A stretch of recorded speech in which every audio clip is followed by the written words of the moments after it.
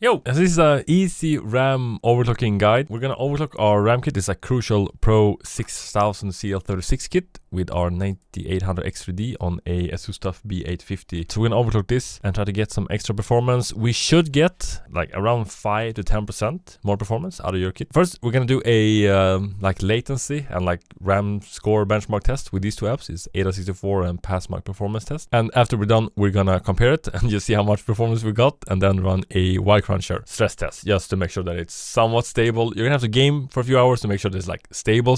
Yeah, so we're gonna start with Expo. Nothing else in BIOS, just Expo. So you should download Passmark. I'm gonna put all of this like in the description below so you can get it, and run the memory mark test. This is the baseline that we're gonna compare against after we're done to see how much performance we gained. It should be around 7-8%, depending on kits. Some kits you only gain like 5%, but on other kits you can gain like 12-15%. All right, so 37. This is not a bad score on just Expo.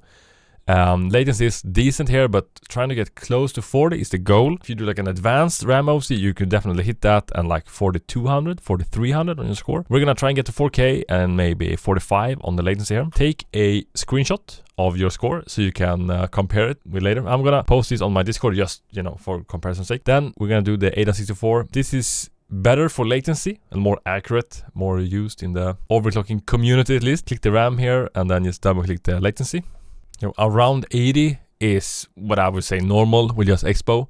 If you do like a decent overclock, you can be like at 70. And if you're good at overclocking and have a decent kit, you should be able to hit like around 60, 62. Okay, so with Expo, we have that. Let's grab this one, and you don't have to post. This is just for your own side, like so you have something to compare against later, like when we've done the overclock. Send Timings is an app I like to use just to see what timings we are running. This only works on AMD builds. I'm just gonna post that. So we're gonna jump into BIOS. I had a script, so we just reboot straight into BIOS. You don't have to like spam the delete key. Fuck, all right, I just deleted them. Yeah, so you just right click and then run as admin. The first time you run it, it's gonna pop up like saying, bro, are you sure? This is dangerous. I made it, I use it all the time. It's working perfectly safe, but if people say trust you, you should not trust them. We need to go into the advanced section. Usually you just press F7. We go into the AI tweaker and we're gonna change a few settings. What I recommend you do is just follow along, do exactly what I do now. Reboot, go back into Windows. We're gonna do some benchmarks and then stress test. Just make sure everything's working. If it's crashing, or if you wanna be like, take it slow, do one of these at a time, then reboot, go into Windows, stress test. All right, number one, FCLK frequency. We're gonna set this at 1/3 of our hertz mega transfer. So I'm running 6000 on this kit, so we're gonna set this at 2000. This should already be running at 1/3, but it doesn't do that in all builds, so just make sure that that's set to that. Then the next thing we're gonna do on this motherboard, it's in the more like advanced timing control. It could be underneath your FCLK or down here. You have to look for it, and what we're looking for is the UCLK div1 mode. This should also already be at UCLK equals mem CLK. Sometimes it isn't, so make sure you set that. Then we're gonna go back and set our voltage for our RAM. So we're gonna go up 0.05 volts. So I'm running 1.35 on this kit, so we're gonna set it 1.4.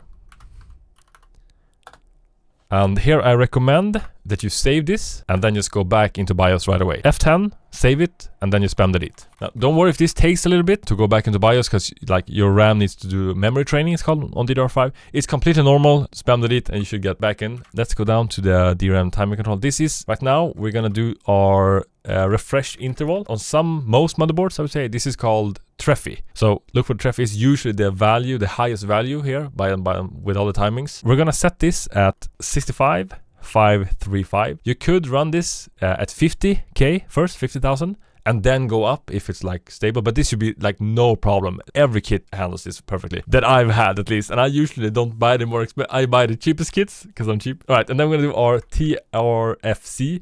I have a list on like what hertz that your RAM is running at, what you should set this at. So I'm gonna put that on the screen now and put it in the description down below. So take your current value and then find the closest one, and then we're gonna go down 2 steps. So that's A10.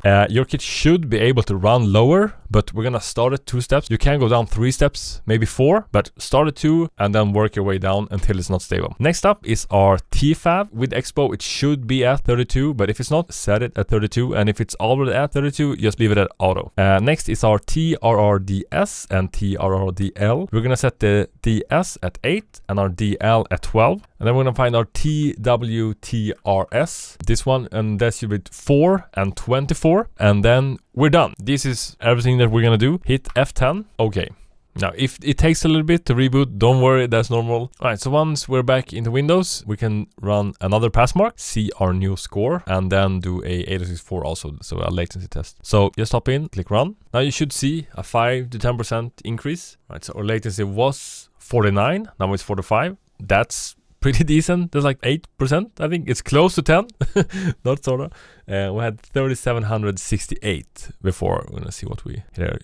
Oh, so 4K, perfect. Alright, I don't think I've ever seen 4K like 000. That's pretty decent. So we just gained like almost 10% performance for free. So we're gonna save that, and then we're gonna run the ADA64. So we had 80.9, 74. That's pretty decent. It's pretty easy to overclock. Now this is easy RAM. You can go way like tighter with your timings. Now we're gonna do a stability test. So we're gonna push this overclock a little bit, both our RAM and our CPU to 100% and see how it responds. It shouldn't crash. This should be perfectly safe. So we're gonna do 2, 8, 18, 0, and just press enter. In between each of those, just press enter.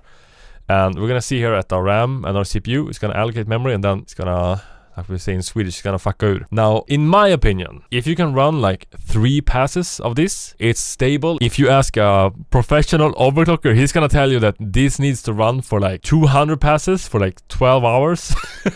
We're not that try hard, and alright, so that's 1 pass. Alright, I don't have time I'm gonna play some Arc Raider, so thank you for watching, and all right.